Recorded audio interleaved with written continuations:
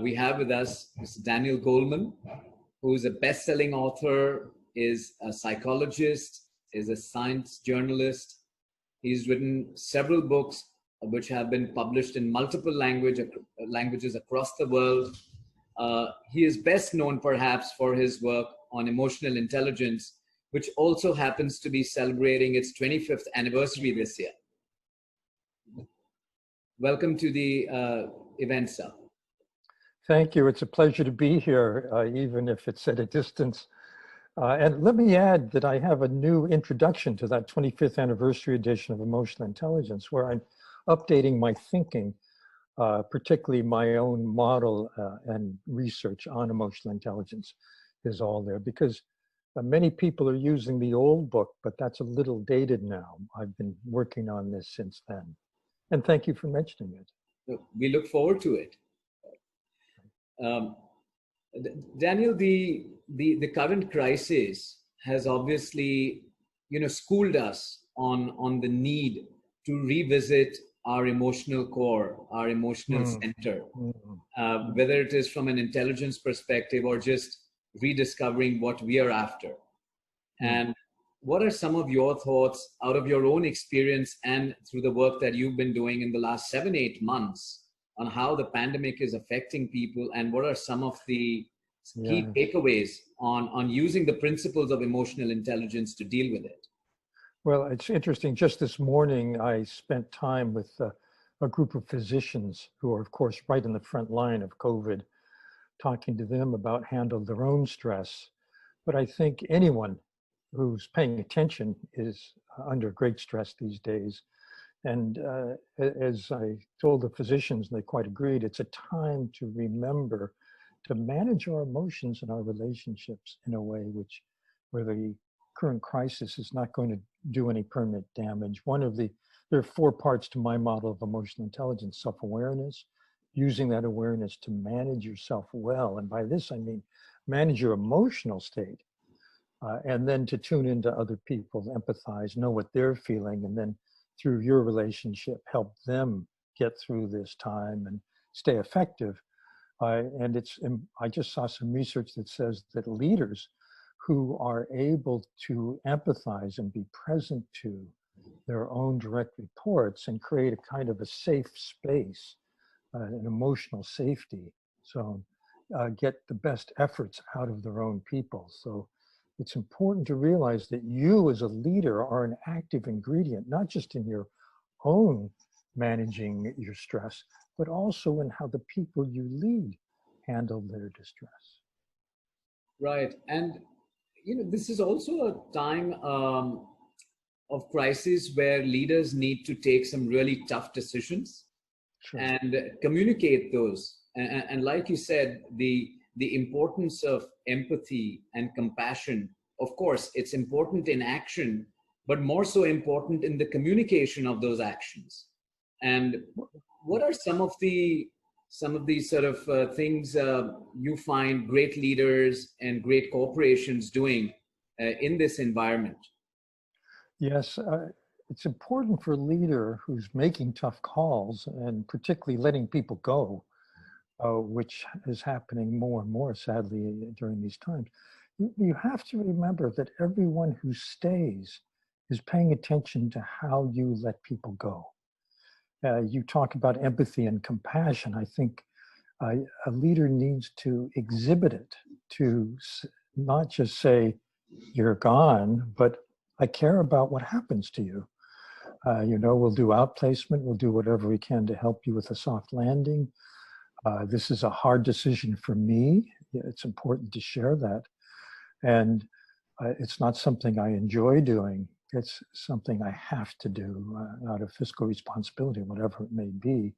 However, I care about you. Because when you say to someone you're letting go, I care about you, everyone else who's staying is hearing this leader cares. And what we want from a leader is this kind of concern. There are 3 kinds of empathy. The first is just cognitive empathy, where you understand how someone sees a situation, you know the terms they use. You can be an effective communicator because of that. The second is emotional empathy, where you feel what the other person feels. You feel it yourself, actually, so you know immediately how they're reacting. And the third, which is extremely important and is based on a different part of the brain, is empathic concern. This means you not only understand how they think and how they feel, but you care and you want to show your concern. And this is the kind of empathy that any leader would do well to manifest in a time of crisis like this. Actually, any time, but particularly during a crisis, because it reassures everyone who's staying. And leadership is defined as, some say, the art of getting work done well through other people. But that means you're managing the relationship, you're handling people. And your concern sends a message of psychological safety that reassures people and helps them stay calm and clear, which is where you need your people to be during the crisis. That's a great point. Which brings me to the key things that leaders today now need to do to invest in themselves. We've been through this entire sort of period where people were not necessarily physically fit, and an awareness came about in the last few decades that you need to be able to devote some time to your body. So people have taken to marathon running or cycling. They're focusing on their diet, taking time off work, etc.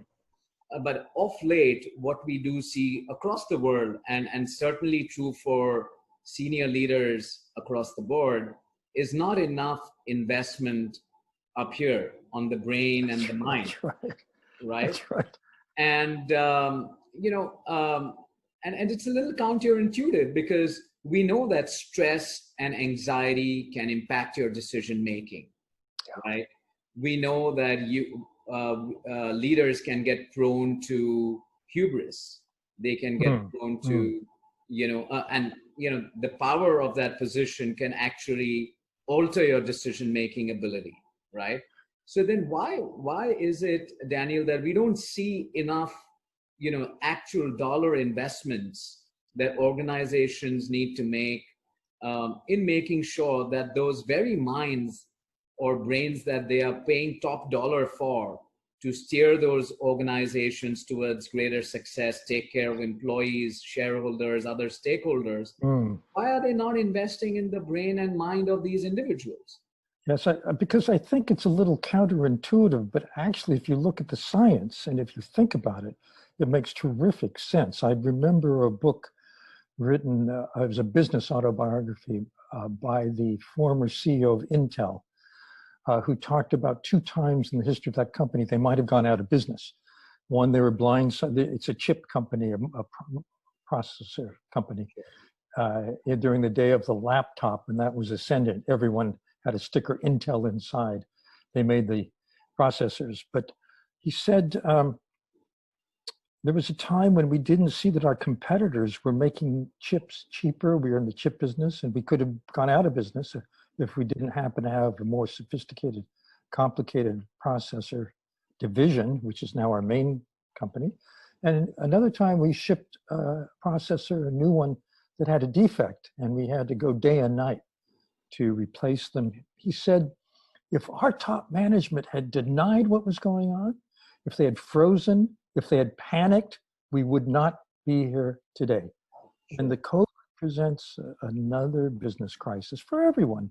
It's a personal crisis and a business crisis. But when you consider what science tells us about decision-making, that the best decisions are made when you're calm and clear. To put it conversely, when your emotions are taking you over, they paralyze the prefrontal cortex, the brain's executive center, where you make good decisions.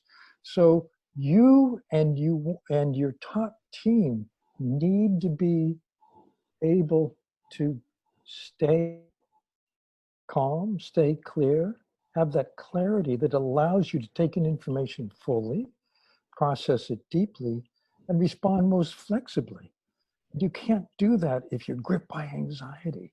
So it's a really smart investment these days to help particularly your top team, but everyone, manage their stress, manage their emotions, because if you start making bad decisions collectively, you may not survive the COVID crisis as a company. So it's a business investment to be sure that your people have the emotional wherewithal to manage themselves and stay in the state where they can make good business decisions. And there are many, many ways to do it. I happen to be a industrial strength meditator, and in India, meditation is a very old practice. Sure. We know that it creates calm and tends to clear the mind. I like to do it in the morning before I start my day, but there are many others. Exercise alone will not do it, because we're talking about quieting the mind, calming emotions. You can jog for a mile or 4 miles or 10 miles and be completely anxious all the time you do it. Eating a good diet is important. It's not going to clear your mind. Good nutrition is important. Still not going to manage your mind. You need to do something that will help you and help your top people and everyone stay calm, or get calm and stay clear. Daniel, you've been practicing meditation for a really, really long time. You've done it in India. You continue to do it in the US. What has been your experience with the practice of meditation? Because there's also an entire section of people for whom meditation just doesn't work, for whatever reason. Either it is because of the heightened anxiety disorders, etc., where it's almost counterproductive for them. But what are some of your sort of mantras there? Actually, I don't use a mantra.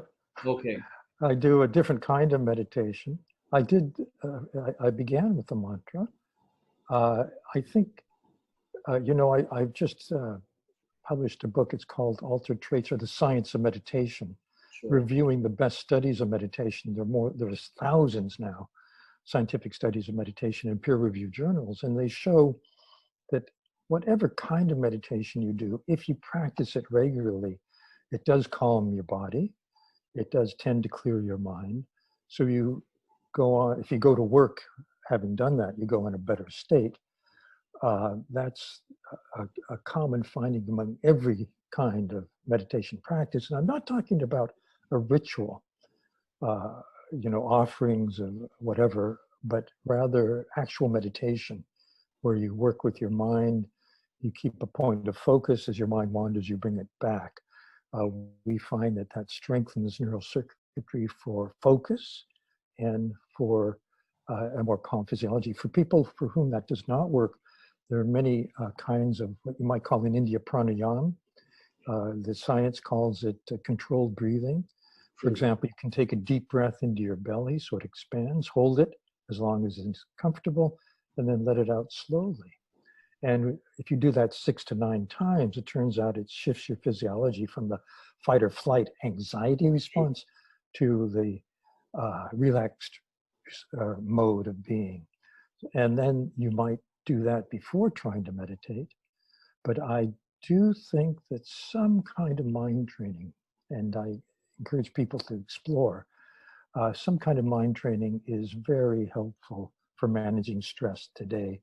And what kind of meditation is best? There's a saying, the very best meditation is the one you will do. Doesn't matter what it is, just find something that helps.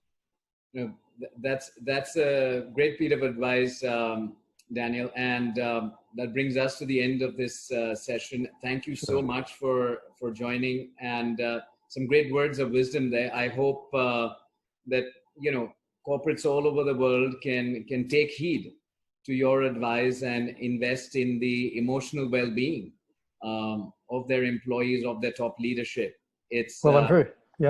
I'm grateful to you for giving me this opportunity to send the message. So I thank you. Thank you. Yes. And wish you all the best. Thank you. Likewise.